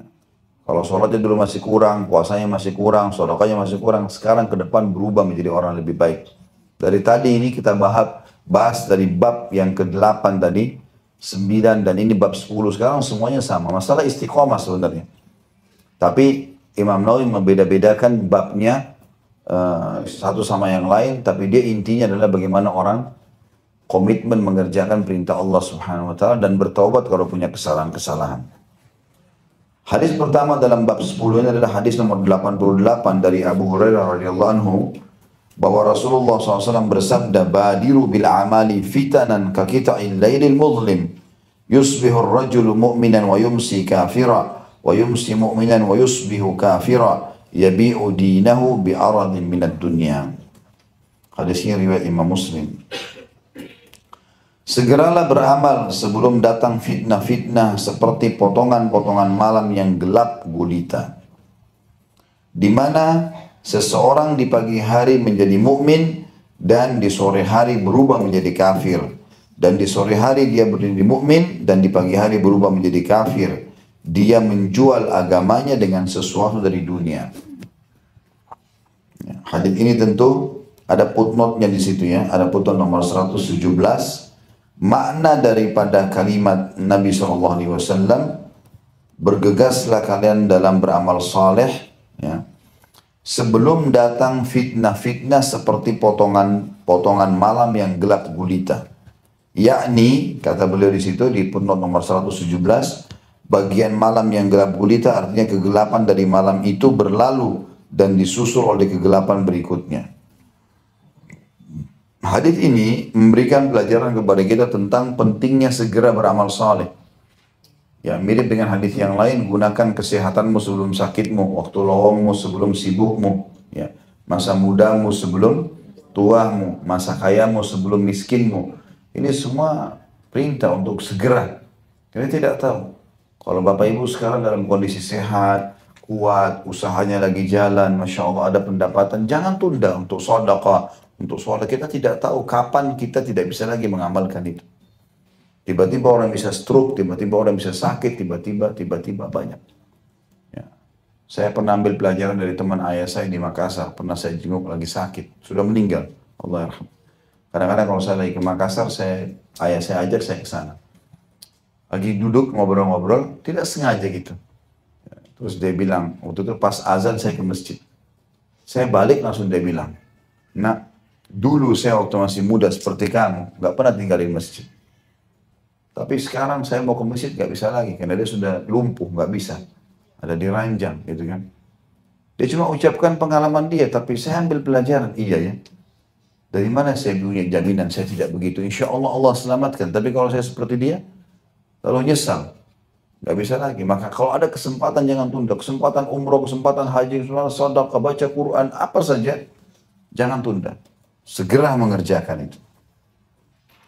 Sebelum datangnya fitnah-fitnah. Makna fitnah adalah segala sesuatu yang manusia tidak suka, dinamakan fitnah. Sebelum datang fitnah itu, gangguan orang lah, sakit lah, bangkrut lah, apa saja masuk dalam istilah fitnah. Nah biasanya kalau fitnah-fitnah itu sudah datang, kayak misalnya bangkrut, terlilit utang, sakit parah, gitu kan. Apalah ribut dalam rumah tangga. Sebelum datang semua itu, kalau itu sudah datang, kata Nabi SAW, di mana seseorang dalam keadaan itu, di pagi hari bisa menjadi mukmin dan sore hari berubah jadi kafir. Kalau jiwanya lagi goncang, pikirannya lagi kalut, dia bisa buat apa saja. Kan gitu. Bisa jadi kacau semuanya. Bisa terjadi. Dan bisa sebaliknya, di sore hari seseorang mukmin, di pagi hari sudah berubah jadi kafir. Karena dia terpaksa menjual agamanya dengan sesuatu dari dunia. Tadinya biasa hidup enak, sekarang bangkrut. Udah nggak bisa lagi makan enak, nggak bisa lagi tinggal tempat enak. Akhirnya berzina. Akhirnya jual diri, akhirnya menipu, akhirnya mencuri, apalah muncul semua itu. Ya, makanya yang menyelamatkan kita dari kejadian-kejadian seperti ini justru pada saat kita lagi sehat, lagi enak, beramal soleh, itu akan menyelamatkan kita di keadaan-keadaan kayak tadi. Hadis yang selanjutnya hadis nomor 89 atau hadis kedua dalam bab kita ini dari Abu Sirwa'a Uqbah Ibn Harith radhiyallahu anhu, beliau berkata, "Shallaitu wara'an Nabi sallallahu alaihi wasallam bil Madinatil Asr, fasallama thumma qama musri'an fatakhatta riqaban nas ila ba'di hujarin nisa'i. Fafazi'a an-nasu min sur'atihi. فخرج عليهم فرأى أنهم قد عجبوا من سرعته قال ذكرت شيئا من تبر عندنا فكرهت أن يحبسني فأمرت بكسمته." Hadis ini sahih riwayat Bukhari. Kata sahabat Nabi Uqbah bin Harith radhiyallahu anhu, saya pernah sholat asar di Madinah di belakang Nabi SAW. Beliau mengucapkan salam kemudian berdiri dengan cepat. Tiba-tiba Nabi habis salam, belum berzikir sudah berdiri. Lalu melewatin para sahabat. Lalu melangkah di atas pundak-pundak para jemaah menuju ke sebagian kamar istri beliau. Maksudnya ke salah satu rumah istrinya. Orang-orang sangat terkejut dengan tergesa-gesahnya Nabi SAW. Atau tergesa-gesahnya beliau. Kemudian beliau pun keluar SAW menghadap mereka. Maka beliau melihat bahwa mereka heran terhadap sikap beliau yang tergesa-gesa tadi. Maka beliau pun bersabda. Sahabat bingung, apa nih yang membuat Nabi tiba-tiba belum zikir sudah berdiri, sudah lewatin para sahabat. Ada masalah penting pastinya. Maka Nabi SAW mengatakan, aku ingat sesuatu dari batangan emas yang ada padaku. Aku tidak suka kalau ia menahanku. Maka segera aku perintahkan untuk membagikannya. Dalam riwayat lain, Nabi SAW mengatakan, Aku ingat ada sesuatu yang aku sudah niat sedekahkan sebelum sholat tadi. Niatnya sebelum sholat, tapi lupa. Akhirnya aku sholat dulu. Maka aku tidak mau itu menahanku. Ya untuk bersedekah, maka aku keluarkan baru aku kembali berzikir. Jadi saking pentingnya bagaimana Nabi SAW tidak menunda amal soleh itu. Dalam riwayat yang lain, juga ini adalah diriwayatkan oleh Uqbah bin Harith juga, kuntu khallaftu fil baiti tibran minas sadaqah fakaritu an ubayyitah. Aku meninggalkan di rumah emas batangan dari sedekah atau zakat, maka aku tidak suka kalau aku masih memegangnya sampai waktu malam. Ya, jadi memang kita harus ikuti dengan keyakinan-keyakinan ya dalam menjalankan ibadah ini. Makanya Aisyah radhiyallahu anha pernah, beliau lagi puasa hari Senin, kemudian tidak ada untuk bekal buka puasa kecuali sepotong roti kering saja. Maka ada pembantunya tahu, Aisyah tahu kalau kita tidak punya makanan, dan Aisyah adalah orang yang umum ini tidak pernah minta-minta sama orang. Udah dia biar aja. Rupanya ada orang ketuk pintu menjelang asar. Begitu dibuka orang miskin minta makanan. Maka Aisyah bilang sama pembantunya, kasih tuh roti kering. Kemudian saya bilang, ya Amir, ya Ummul Mukminin, enggak ada makanan kita. Mau buka puasa. Kata Aisyah, tenang saja. Kasih. Orang ini datang sekarang minta, Allah yang menggerakkan, dia kasih aja. Dikasih. Menjelang buka puasa beberapa saat, dalam riwayat sahih ini, dalam kisah sahih ini dikatakan, ada satu masyarakat Madinah mengirim 1 ekor kambing utuh. Sudah dipakein za'faran itu wangi-wangian. Terus dikasih roti gandum yang banyak, cukup untuk 20 orang. Diantarkan ke rumah Aisyah. Pas tiba azan maghrib. Tibanya detik terakhir. Allah SWT kadang-kadang uji kita begitu. Sampai detik terakhir, sabar gak nih? Nah di situ baru Allah kasih. Komitmen gak gitu. Makanya kan sama Allah SWT. Aisyah lalu makan. Ajak juga makan pembantunya. Sampai kenyang. Dua-duanya sudah kenyang. Kata Aisyah setelah kenyang. Aisyah radhiyallahu anha tunggu sampai dia kenyang. Begitu kenyang kata Aisyah, ini lebih baik daripada roti keringmu tadi. Komitmen kau kasih, nggak ada masalah. Apalagi memang bukan masalah roti keringnya ya, masalahnya tidak ada lagi yang lain. Jadi sudah tidak ada lagi yang lain. Itu yang terbaik yang bisa disedekahkan. Abdullah bin Umar radhiyallahu anhu bersedekah setiap hari walaupun dengan sebutir bawang. Saking kejam mengejarnya itu. Karena kan ada hadis Bukhari juga berbunyi, tiap hari Allah turunkan 2 malaikat. Yang satu mengatakan, ya Allah luaskan rezekinya orang yang bersedekah. Yang satu mengatakan, ya Allah binasakan orang yang pelit.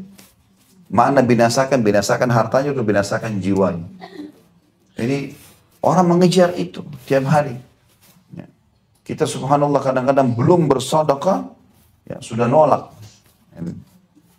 Ada nggak yang biasa begini? Saya kasih contoh, baru bisa mengaku. Kalau misalnya ada orang miskin lagi mau minta di mobil, yang paling pertama dia kasih, ada duitnya, nolak duluan. Orang kalau datang minta, berarti Allah utus dia supaya membawa sedekah itu ketimbangan amal kita. Kenapa ditolak? Kasih, gitu kan? Ini pelit, bakhil. Didoakan oleh malaikat agar membinasa orang begini. Ya. Baik, selanjutnya hadis nomor 90 dari Jabir bin Abdullah radhiyallahu anhu, beliau berkata, qala rajulun lin Nabi sallallahu alaihi wasallam yauma Uhud, ara'aita in kutiltu fa aina ana? Qala fil jannah, fa alqa tamaratin kunna fi yadihi thumma qatala hatta qutil. Hadis ini riwayat Bukhari Muslim. Ada seseorang bertanya kepada Nabi SAW pada waktu perang Uhud terjadi. Beritahukan kepadaku di manakah aku, mesti terjemah begini, di manakah aku jika aku terbunuh? Maka Nabi SAW mengatakan di surga. Jadi lagi Uhud ini lagi berkecamuk perang, ya. Lalu orang itu tanya, ya Rasulullah, kalau aku masuk sarana perang ini, kalau aku mati, di mana aku nanti? Kata Nabi SAW, di surga. Maka dia pun melemparkan beberapa butir kurma yang ada di tangannya, kemudian berperang hingga dia terbunuh. Tentu yang ada riwayat yang menjelaskan nama orang ini kalau tidak salah Abdullah. Orang ini dia lagi berada di atas kudanya dan dengan pasukan-pasukan muslim yang lain, dan di depan sekali ada Nabi SAW bagi motivasi.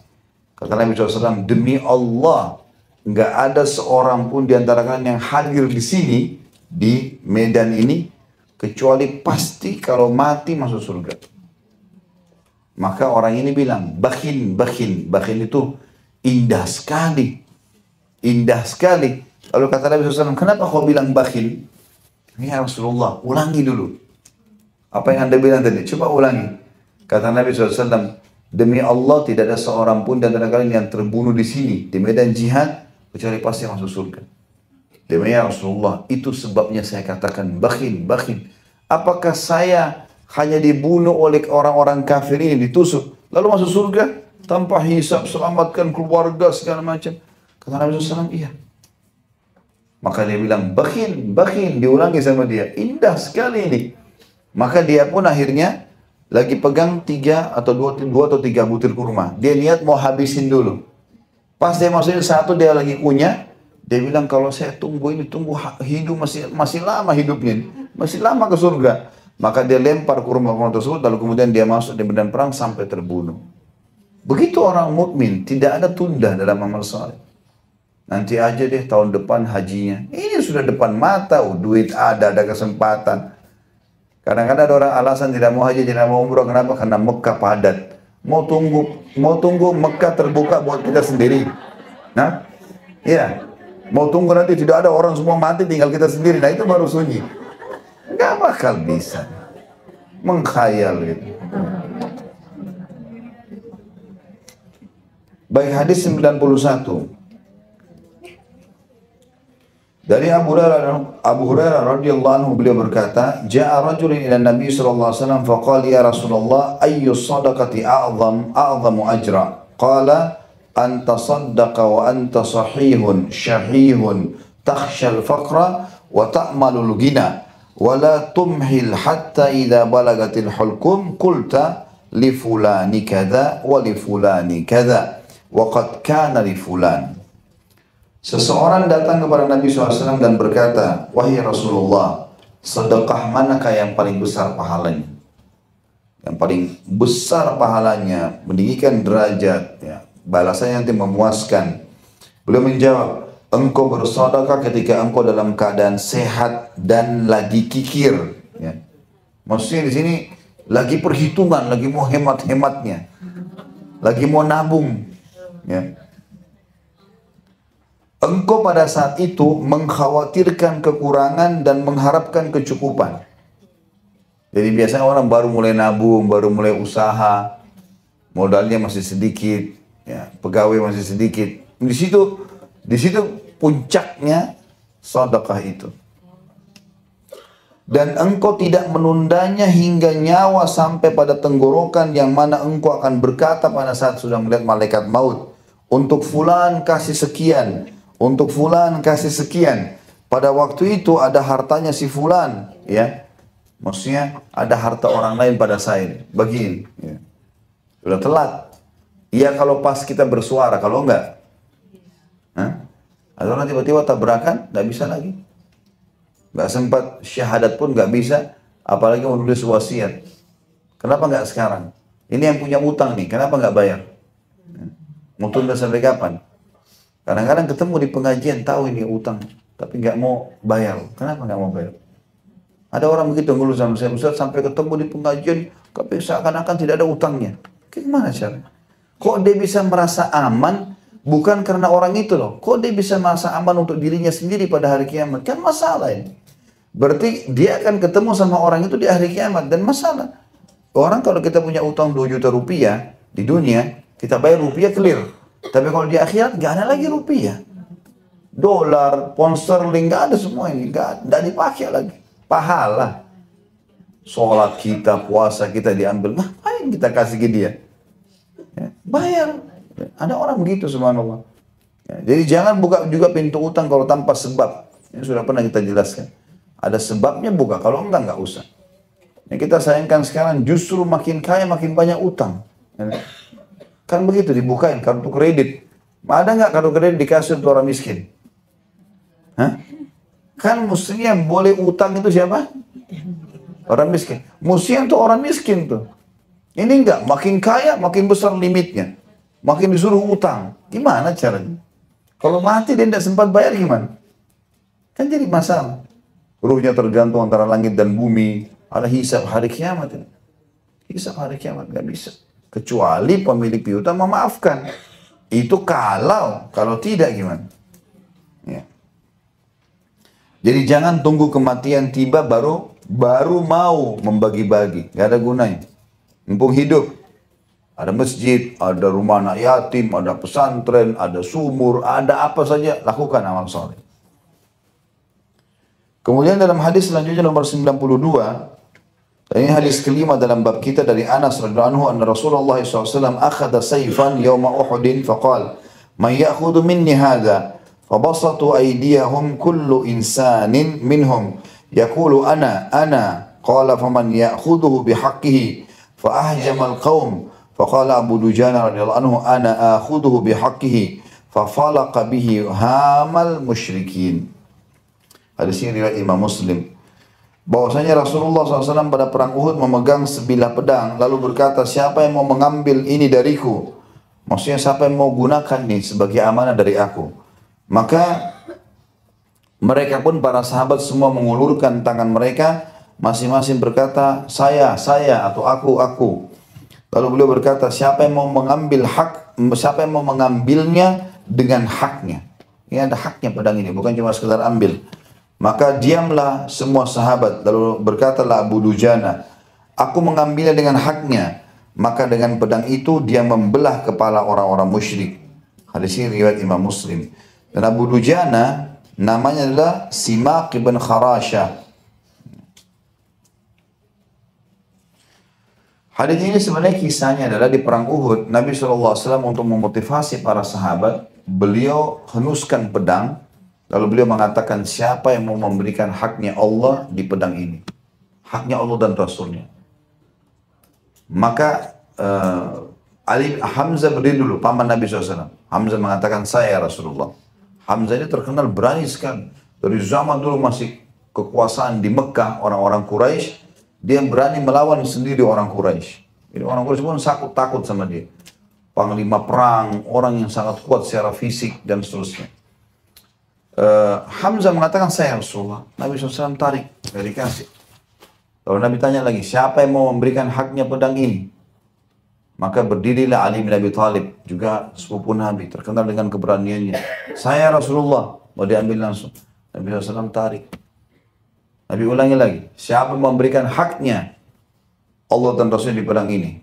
Maka berdiri berdiri yang itu Mikdad pada saat itu. Juga mau ambil, ditolak oleh Nabi SAW.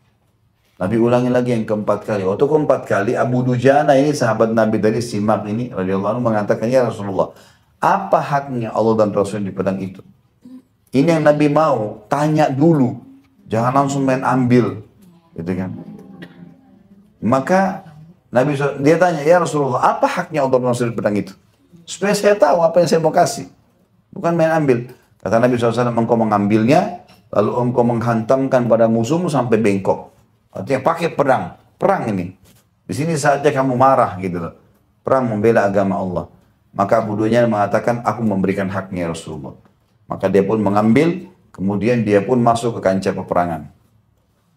Dalam beberapa riwayat tentang sejarah Nabi, sirah Nabi di perang Uhud ini diceritakan, waktu Abu Dujana pegang, ada satu sahabat, dia bilang, aku pun melihat Abu Dujana di kancah peperangan, dan aku melihat di kancah musuh, di kancah peperangan ada musuh, badannya besar, kekar, menyusahkan umat Islam. Jadi tebas sana, tebas sini. Maka aku pun berdoa di kancah peperangan itu agar Allah mempertemukan Abu Dujana sama orang itu. Sahabat itu bilang gitu. Karena dia mau tahu Abu Dujana kasih haknya nggak pedang ini. Gitu. Maka Allah pun mengabulkan. Tiba-tiba kuda Abu Dujana berhadapan sama kuda orang kafir itu. Maka Abu Dujana pun melawannya. Dan terus saja terjadi duel dengan sengit, sampai-sampai Abu Dujana akhirnya berhasil membelah dua kepala orang itu. Dengan pedang itu. Dan ternyata Abu Dujana tahu kalau sahabat ini ikutin dia. Dia balik lalu mengatakan, bagaimana pendapatmu? Itu sudah saya ceritakan dalam sirah Nabi ada di YouTube tentang masalah perang Uhud. Salah satu kejadiannya dalam masalah ini. Tapi saksi bahasan kita, lihat bagaimana semangat sahabat mau segera beramal saleh. Begitu ditawarkan langsung mau ditawarkan langsung. Jadi bersaing gitu. Dan kalau ada satu kesempatan beramal saleh dan kita menjadi pemicunya, kita jadi awal ya yang mengerjakan, lalu orang-orang ikut, kita panen pahala mereka semua. Kebanyakan kita kadang-kadang, siapa yang mau sedekah nih? Ya saling lihat muka dulu. Siapa yang mulai ini? Kalau sudah mulai sana, baru ikut. Ya dia rugi, mesti dia yang mulai dalam amal itu. Supaya jadi contoh gitu kan. Baik, hadis 93. Dari Az-Zubair bin Adi radhiyallahu anhu beliau berkata, ataina Anas bin Malik radhiyallahu anhu fashakawna ilaihi ma nalqa minal Hajjaj. Faqala, maaf, Az-Zubair bin Adi ini seorang tabi'in. Dia berkata, ataina Anas bin Malik radhiyallahu anhu fashakawna ilaihi ma nalqa minal Hajjaj. Faqala isbiru fa innahu la ya'ti zamanun illa walladhi ba'dahu syarrun minhu hatta talqa rabbakum sami'tu min nabiyyikum sallallahu alaihi wasallam. Hadis ini riwayat Bukhari. Kami mendatangi Anas bin Malik, sahabat Nabi radhiyallahu anhu majma'in. Lalu kami mengadukan kepadanya apa yang kami rasakan dari kekejaman Hajjaj. Hajjaj ini namanya Hajjaj bin Yusuf. Ini dulu panglima perangnya ya. Yazid dan beberapa khalifah Umayyah yang datang setelah Yazid itu sendiri. Orangnya sangat kejam Hajjaj ini. Semua yang menolak pendapatnya dia dibunuh. Gak pandang itu ulama kah bukan, pokoknya dibunuh semua. Dia sudah banyak sekali korbannya Hajjaj ini, jahat sekali. Yang jelas datang orang ini mengatakan, kami mengeluh kepada anda kan sahabat Nabi. Coba ambil keputusan nih, bagaimana kami hadapi Hajjaj. Maka kata Anas bin Malik radhiyallahu anhu, bersabarlah. Karena sesungguhnya tidak akan datang suatu masa melainkan yang berikutnya lebih buruk darinya. Hingga kalian bertemu dengan Tuhan kalian, aku mendengarnya dari Nabi kalian sallallahu alaihi wasallam. Artinya, kalaupun kalian sedang istiqomah, lagi beribadah di dunia ini, lalu ada cobaan-cobaan, sabar saja. Itu sudah keharusan hidup. Masalah ada cobaan datang kepada kita sekarang, akan ada orang lebih berat cobaannya. Masa sekarang ada begini, ada masa lebih repot dan lebih sulit daripada itu. Maka bersabarlah. Ya. Doakan, nasihati. Gak boleh sembarangan orang main mencopot orang lain kayak di negara kita suka mudah sekali begitu. Sedikit dia kecewa, udah ganti aja, turunkan saja. Seperti gampang jadi pemimpin. Ya. Kita ibu-ibu sekarang kalau misalnya punya TK saja. Anak-anak kecil anggap 5 orang atau 7 orang dijaga. Yang sana jatuhin mainannya, yang sini menangis minta susu, yang sana buang air kecil atau buang air besar. Ya, kira-kira bisa kita urus ketika semuanya? Rumit ya, itu cuma 5 anak kecil. Bagaimana kalau satu lingkup ya, komplek perumahan, RT misalnya, lebih tinggi lagi RW. Saya pernah duduk sama satu RW, kebetulan lagi itu ada di satu lokasi, saya lagi ketemu, kemudian lagi bicarakan masalah kesepakatan masyarakat di lokasi tempat saya tinggal. Lalu saya tanya, sambil nunggu waktu itu warga masih pada mau datang, Pak, di bawah naungan Bapak ada berapa kakak? RW ya? Dia bilang di bawah saya ada 3.000. 3.000 kakak. Orang satu kita rumah tangga saja ngurus rumitnya. 2 hari kita nggak nyapu di rumah kita atau nggak bersihin kotor. Ini 3.000 kakak diurus. Berarti lingkup lebih luas lagi kalau bupati, kalau wali kota, kalau gubernur, presiden, itu kan berat. Tapi orang subhanallah asal ngomong. Ini nggak cocok sama saya, copot. Copot apa? Ini buka baju apa copot-copot? Kasih orang kesempatan, gitu kan? Bukan tugas, kalau bukan tidak ada hubungan sama kita, jangan ikut campur. Ini terutama ibu-ibu saya nasihati, tidak usah bicara politik, Bu. Lagi goreng tempe, telepon temannya, oh itu memang calon itu begini. Hangus tadi tempenya. Goreng tempe saya. Ibu-ibu tuh enak sekali, cuma disuruh masak, jaga anak, itu aja. Nikmati hidup, makan, minum, tidur, sholat, mati masuk surga. Begitu kan? Keren. Di rumahnya ibu-ibu itu ada surga. Urus rumah saja. Mati masuk surga. Kalau mau tambah kerjaan di luar bisa, tapi itu ekstra, tambahan. Jadi nggak usah masuk ke zona-zona yang tidak perlu gitu. Apalagi bicarain orang. Saya pernah dengar ada seorang jemaah mengatakan, gara-gara pilkada itu suami istri ribut. Musuh-musuhan. Satu calon A, satu calon B. Ngapain? Gara-gara orang lagi mau jadi calon, kita ribut. Nggak biologis 2 hari, nggak makan sama-sama 2 hari. Rugi bener itu. Kenapa harus begitu? Buang-buang waktu nggak ada gunanya gitu.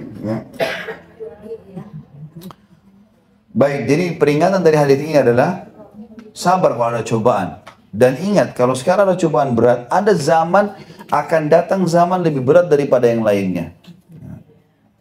Hadis 94. Dan ini sampai hadis 95 ya. Dan tepatnya hadis ke-7 dalam bab kita.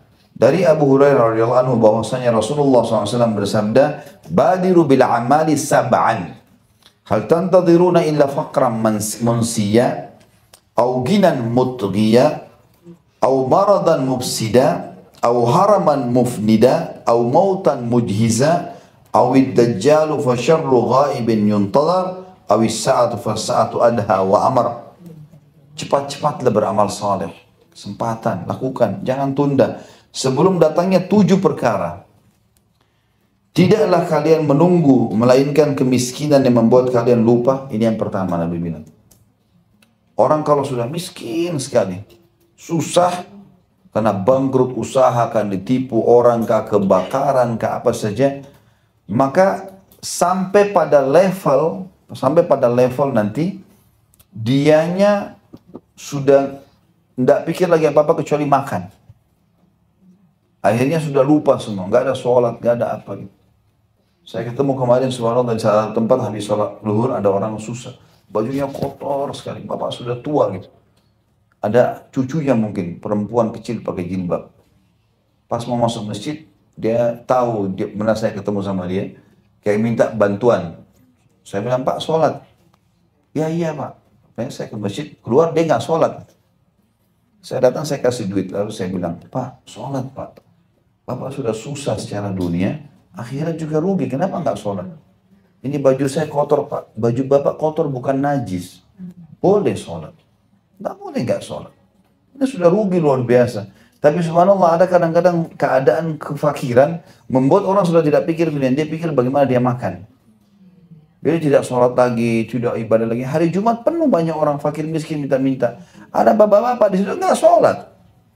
Yang dia pikir bagaimana dapat uang 1.000-2.000 rupiah habis orang bubar Jumat. Nggak sholat. Depan matanya orang masuk surga, depan matanya dia tidak sholat. Luar biasa. Ini perkara berbahaya kalau orang sudah sampai pada tingkat kefakiran yang membuat lupa. Makanya dari riwayat yang berbunyi kadal fakru an takuna kufra. Ya, kadal fakru an yakuna kufra. Kefakiran itu bisa membawa pada kekufuran. Akhirnya orang nanti bisa tinggalkan agamanya karena susahnya hidupnya. Itu yang pertama. Yang kedua, sebaliknya, atau kekayaan yang akan membuat kalian melampaui batas. Karena sudah terlalu banyak duitnya, akhirnya melampaui batas, lupa semuanya. Mubadzir. Ya. Pada hal-hal yang tidak dibutuhkan. Tidak ada urusan sama masjid, tidak ada urusan sama ibadah-ibadah dia, tapi sibuk dengan kebutuhan dunia yang tidak pernah ada habisnya. Bisa kemiskinan yang menyusahkan atau kekayaan juga yang menyusahkan. Ya. Apakah itu yang ditunggu baru mau beramal saleh? Yang ketiga, atau penyakit yang merusak. Datangnya penyakit tiba-tiba merusak organ tubuh kita. Merusak program hidup kita. Yang keempat, atau masa tua yang membuat ucapan jadi ngawur, pikun, udah nggak sadar. Yang kelima, atau kematian yang sangat cepat. Itu kan ditunggu, tiba-tiba datang. Yang keenam, atau dajjal yang merupakan sejahat-jahat orang yang dinantikan. Nanti tentu di dalam buku kita ini ada bahasan sendiri dajjal ya. Ada nanti tanda-tanda hari kiamat, ada bab di dalam Sholihin, panjang sekali hadis tentang dajjal. Nanti akan kita bahas insya Allah. Dan yang ketujuh, atau kalian tunggu kiamat. Dan kiamat itu adalah lebih besar musibahnya dan lebih pahit. Lebih berat. Mumpung hanya sekedar ya malas, lawan malasnya. Karena kalau sudah datangnya lebih berat, miskinnya, kayahnya, miskin yang membuat susah, kaya yang membuat sombong, gitu kan, yang membuat lalai. Ini semua disebutkan dalam penyakit yang tiba-tiba merusak, masa tua yang membuat pikun, kematian yang mati tiba-tiba, ya orang tidak tahu kapan dia meninggal dan seterusnya. Maka ini juga hadis jelas memotivasi kita dari sabda Nabi SAW, badiru, badiru, segera, segera. Hadis terakhir dalam bab kita hadis nomor 95 dan tepatnya hadis ke-8 ya. Dari beliau maksudnya Abu Hurairah radhiyallahu anhu bahwa Rasulullah SAW pada waktu perang Khaybar pernah bersabda, "Lau tiyanna hadhihi ar-rayat rajulan yuhibbu Allah wa rasulahu yaftahu Allah ala yadayhi." Qala Umar radhiyallahu anhu, "Fama ahbabtu al-imarata illa yawma idh." Fatasawartu laha raja'a an ud'a laha. Fada'a Rasulullah SAW Ali ibn Abi Talib radhiyallahu anhu fa'atahu iyyaha wa qala imshi wa la taltafit hatta yaftah Allah alayk. Fasara Aliyun syai'a thumma waqafa wa lam yaltafit fasarakha ya Rasulullah ala madha uqatilun nas qala qatiluhum hatta yashhadu an la ilaha illallah wa anna Muhammadar Rasulullah fa in fa'alu dhalika faqad mana'u minka dima'ahum wa amwalahum illa bihaqqiha wa hisabuhum 'ala Allah. Sungguh aku akan, kata Nabi SAW, aku akan memberikan panji komando ini kepada seseorang laki-laki yang mencintai Allah dan Rasulnya. Ini kebetulan di perang Khaybar. Khaybar satu lokasi kurang lebih 180 km dari Madinah. Dan sampai hari ini masih ada benteng-benteng Yahudi tertinggal di sana. Kemarin yang umroh terakhir ini kita buatin paket Khaybar. Jadi masuk sampai ke bentengnya. Di situ kita buat tikar, buka tikar, lalu saya ceramah tentang perang Khaybar itu. Jadi kita bisa sambil menyaksikan benteng-benteng itu. ada peninggalan Yahudi. Yang jelas pada saat itu Nabi SAW pernah mengepung lokasi itu 43 hari. Dan belum bisa tembus. Padahal Allah SWT sudah menjanjikan kepada Nabi SAW. Dan ini menandakan memang kita butuh upaya. Secara manusiawi. Walaupun Allah sudah janjikan kepada Nabi SAW, Nabi ikhtiar. Tetap datang. Maka pada saat itu, setelah 43 hari mengepung, Nabi SAW mengatakan, besok di malam hari kumpulin sahabat, besok aku akan berikan bendera ini kepada seseorang yang Allah dan Rasulnya mencintai dia, dan dia pun mencintai Allah dan Rasulnya. Dan Allah akan membuka kemenangan di tangannya. Kata Umar radhiyallahu anhu, belum pernah aku berharap kedudukan kecuali pada malam itu. Karena ini ada penyampaian Nabi SAW, dia orang ini nanti mencintai Allah dan Rasulnya, Allah Rasul juga mencintai dia. Maka keesokan paginya Nabi SAW bertanya habis sholat subuh, di mana Ali bin Abi Thalib? Kata para sahabat, ya Rasulullah, di kemahnya. Dia lagi sakit mata. Maka Ali pun dibawa oleh dua orang sahabat dibawa. Lalu kata Nabi SAW, kenapa hai Ali? Kata Ali, ya Rasulullah, saya tidak bisa bedakan mana hitam, mana putih. Ya, dia betul-betul matanya bengkak tertutup. Kayak orang buta, nggak bisa lihat apa-apa. Maka dalam riwayat sahih ini dikatakan Nabi SAW pun meludahi matanya Ali. Ini ludahnya Nabi ya. Yang perlu saya sampaikan. Lalu kemudian diludahilah mata Ali bin Abi Thalib, lalu jadi mukjizat sembuh tiba-tiba. Maka Nabi SAW kasih bendera itu kepada Ali. Nah, dan ada dua riwayat. Riwayat ini dikatakan Ali pun jalan lalu berkata, ya Rasulullah, dengan alasan apa saya memerangi mereka? Untuk apa? Kata Nabi SAW, agar mereka mengucapkan asyhadu an la ilaha illallah wa anna Muhammad Rasulullah. Itu yang dikatakan dalam hadis ini kan. Kalau mereka sudah ikuti kamu, mau masuk Islam, maka tidak boleh lagi kamu tumpahkan darah mereka, tidak boleh kamu mengambil harta mereka. Kecuali dengan hak Islam. Ya. Maksudnya ada hukum-hukum Islam lagi yang membolehkan itu. Misalnya ada pengkhianat, ada harta yang mereka curi dan seterusnya. Dan hisab mereka kembali kepada Allah. Riwayat yang lain, maka Nabi SAW mengatakan, jalanlah dengan tenang hai Ali. Ya. Kemudian panggillah mereka kepada Islam dulu. Kalau mereka menerima, maka berhenti dari memerangi mereka. Kalau mereka tidak beriman, baru diperangi. Dan ketahuilah, kalau seandainya satu orang mendapatkan petunjuk karena kamu sebabnya, maka kamu akan panen pahala orang tersebut. Jadi kalau kita sebab mendakwai orang, kita berjihad menawarkan Islam, lalu dia masuk Islam, maka selama dia jadi baik, kita akan dapat pahalanya. Dan hadis ini tentu memotivasi agar seseorang beramal saleh dan menjadikan orang-orang di sekitar dia sebagai target amal salehnya.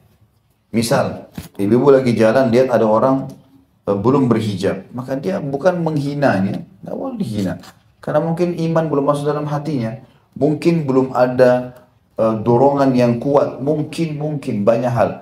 Maka kita jadikan sebagai ajang, kesempatan untuk menasehati, memberikan masukan supaya jadi amal jariah buat kita. Jangan malah dibenci. Apa saja orang lakukan, kita temukan masuk masjid ada orang tidak sholat, duduk. Tadi saya ceritakan orang fakir miskin di depan masjid, nasihati. Mungkin 1-2 kalimat bisa membuat dia berubah. Sehingga kita bukan dapat pahala sendiri, tapi juga dapat pahala dari orang lain. Ya, itu namanya bekerja cerdas dalam beramal saleh. Ada sedekah nih, orang lagi mau satu kampung butuh sumur misalnya. Baik, ayo kita dihubungin nih, bisa nggak bapak atau ibu bantu? Oh bisa. Baik, daripada kita sendirian, misalnya sumur itu 100 juta. Baik, sekarang kita punya 10 juta. Ajak teman-teman, berapa banyak kontak di HP kita. Hubungi mereka sehingga mereka juga ikut.